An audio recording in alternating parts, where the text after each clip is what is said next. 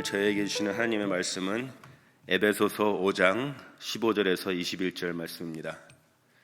에베소서 5장 15절에서 21절 말씀, 우리 한 절씩 교독하시겠습니다. 그리고 마지막 절은 같이 읽겠습니다. 그런즉 너희가 어떻게 행할 것을 자세히 주의하여 지혜 없는 자같이 말고 오직 지혜 있는 자같이 하여 세월을 아끼라. 때가 악하니라. 그러므로 어리석은 자가 되지 말고 오직 주의 뜻이 무엇인가 이해하라. 술 취하지 말라. 이는 방탕한 것이니 오직 성령의 충만을 받으라. 시와 찬미와 신령한 노래들로 서로 화답하며 너희의 마음으로 주께 노래하며 찬송하며 범사에 우리 주 예수 그리스도의 이름으로 항상 아버지 하나님께 감사하며 다 같이요. 그리스도를 경외함으로 피차 복종하라. 아멘. 네, 여러분 아마 그 개구리가 그 뜨거운 물 안에 넣으면 팍 튀어나오는 것을 알 수 있지만, 만약에 찬물에 이렇게 내뒀다가 그 물을 조금씩 이렇게 데우면 그 개구리가 그 물 안에서 죽는다고 합니다. 그냥 다 끓어서 죽는다고 하는데, 저는 한 번도 실험을 해보진 않았지만 그게 사실이라고 합니다. 이렇게 그 뜨뜻한 물에 넣었을 때는 그게 놀라서 그냥 튀어나오지만, 그 찬물에 넣었을 때는 찬물을 넣었다가 조금씩 그 물을 이렇게 데펴오면은 그 물이 막 뜨거워서 끓어오를 때까지 개구리가 나오지 않고 그 안에서 끓어 죽는다고 하는데, 세상을 보면 꼭 그런 것 같습니다. 우리가 세상이 갑자기 막 악해지면 너무 악한데 우리가 그렇게 살지 말아야 되는데 하는데, 세상이 점점 조금씩 악해지고 있는 것을 우리가 이 안에 살면은 그것을 도저히 모르고 살 때가 너무나도 많습니다. 제가 그 인도네시아에 있다가 여기 뭐 2년에 한 번, 어쩔 때는 3년에 한 번 이렇게 오게 되면 너무 미국 생활이 악해지는 것을 금방 보게 되는데, 여기 살다 보니까 저기 지금 온 지도 4년이 됐는데, 돌아온 지도 4년이 됐는데, 지금 그 전과 지금을 보면 너무나도 세상이 약해졌는데 그걸 모르고 살 때가 너무 많은 것 같아요.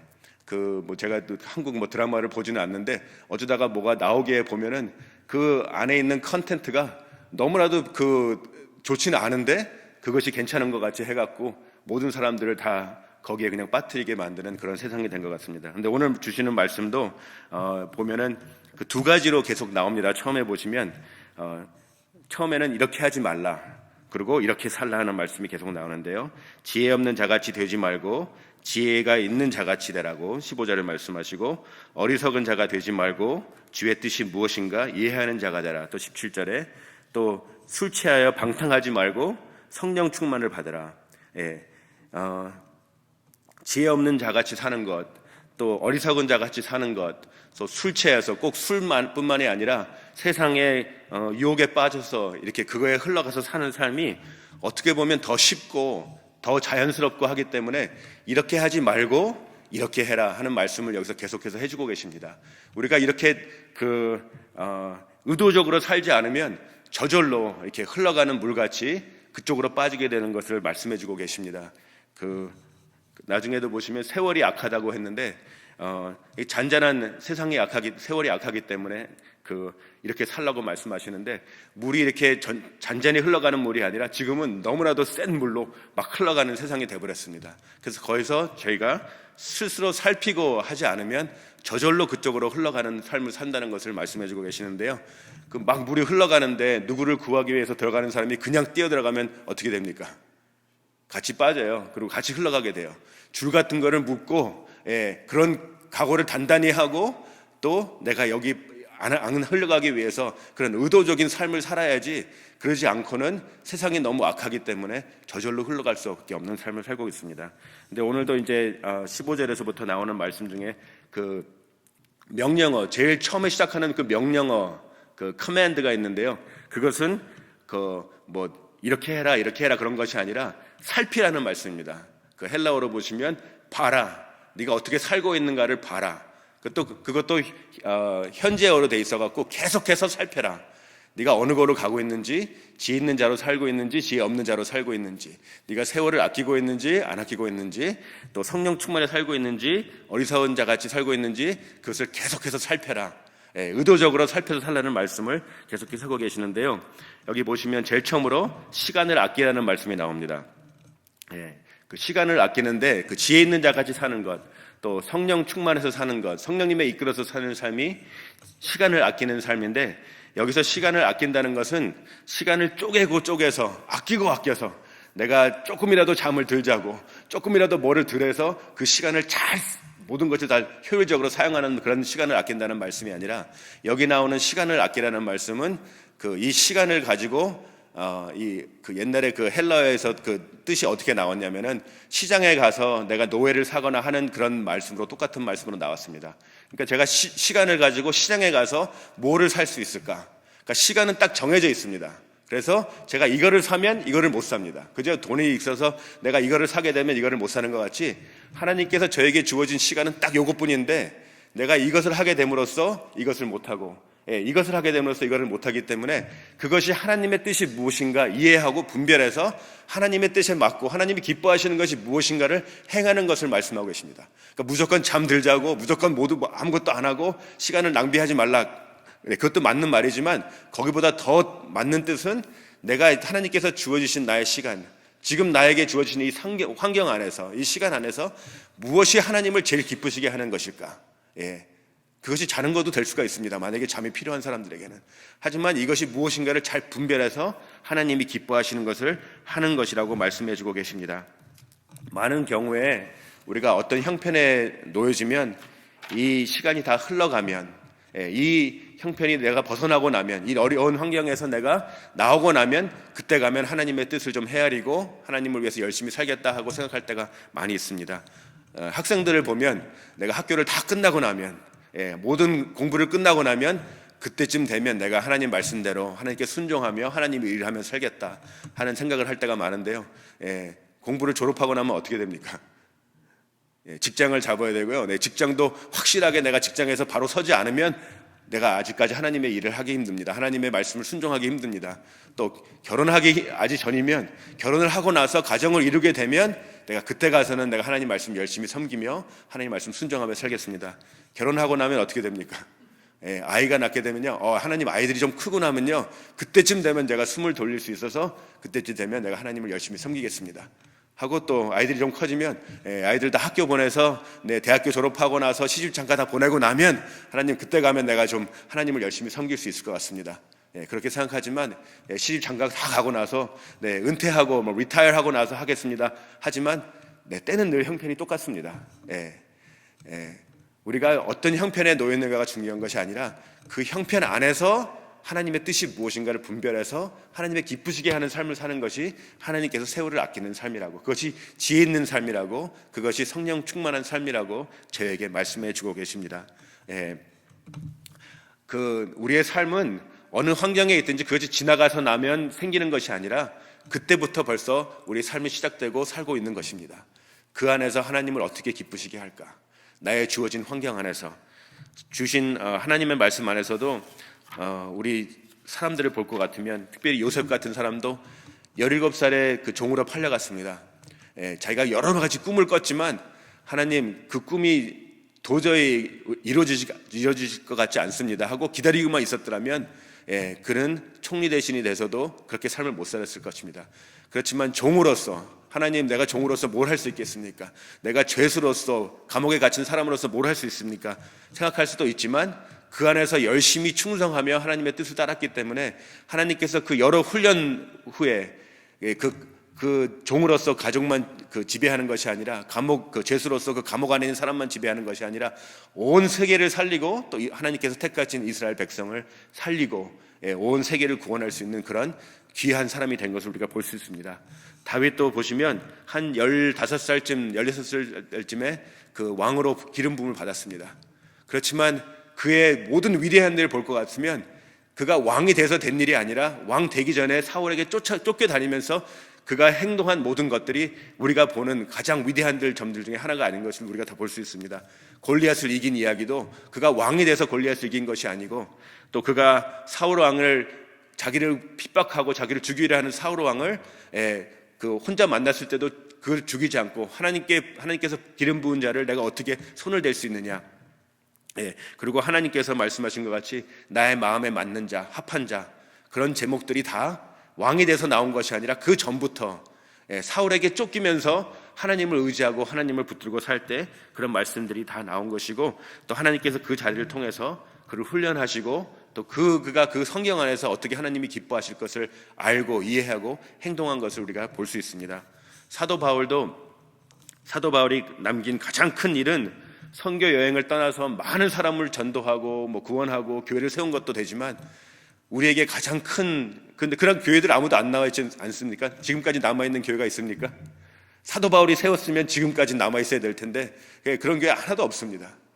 그렇지만 사도 바울이 옥 안에서 아무것도 우리 생각에는 할 수 없는 그런 상황이지만 옥 안에서 남긴 성경 말씀들은 우리에게도 아직까지 남아서 우리에게 힘을 주고 또 하나님 말씀대로 살 수 있는 그런 말씀을 남겨주는 것 같이, 사도 바울이 하신 일들도 그 빌립보에 가서 그 말씀을 전하고 또 귀신 들린 자를 귀신을 쫓아냈을 때 감옥에 갇혀서 매를 많이 맞고 감옥에 갇혔지만, 그때 감옥에서 몸도 아프고 마음도 아프고 하나님께서 가라고 해서 갔는데 감옥에 갇히게 되고 무엇을 할 수 있겠습니까?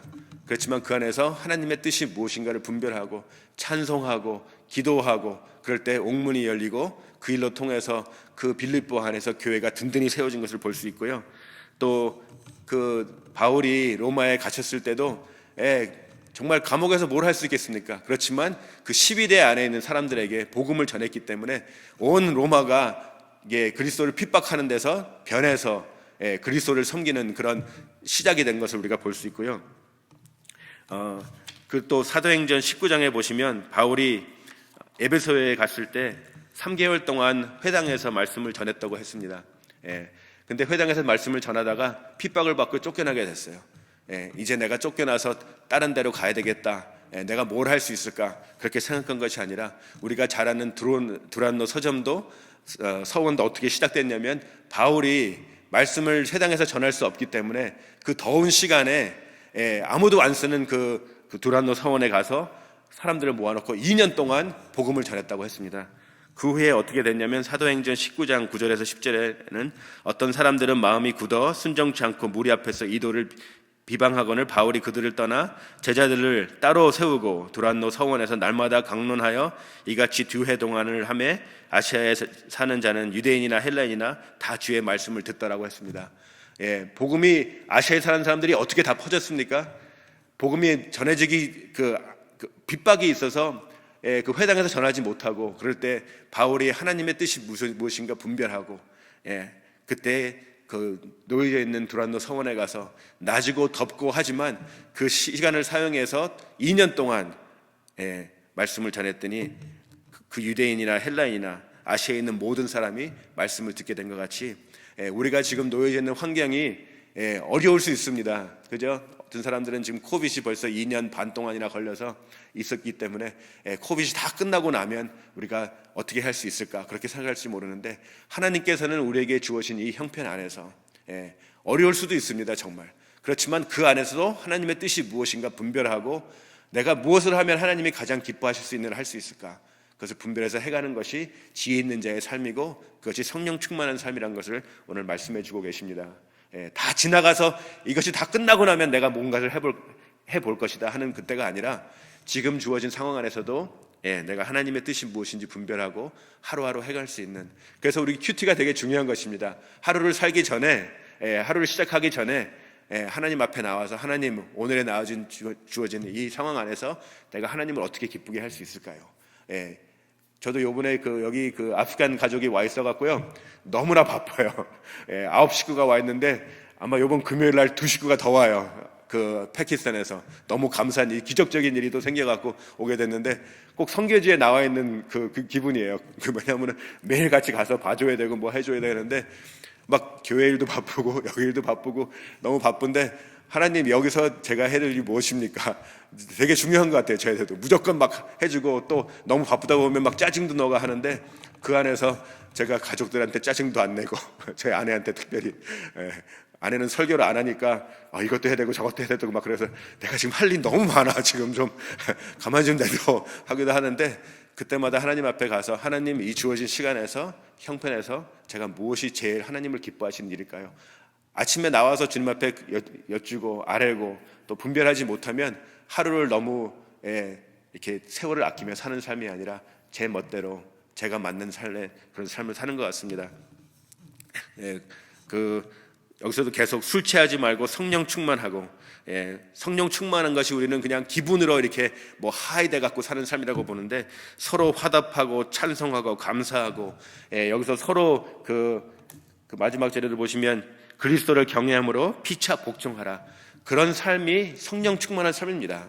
그냥 우리 혼자서 기분이 막 업돼서 그런 삶이 아니라 서로 피차 복종하고 또 주님 안에서 감사하는 마음이 나오고 또 화답하고 서로 화답하고 그런 삶이 성령 충만한 삶이지, 우리가 화답하지 못하면서 나 혼자 성령 충만해, 그런 건 도저히 이룰 수가 없습니다.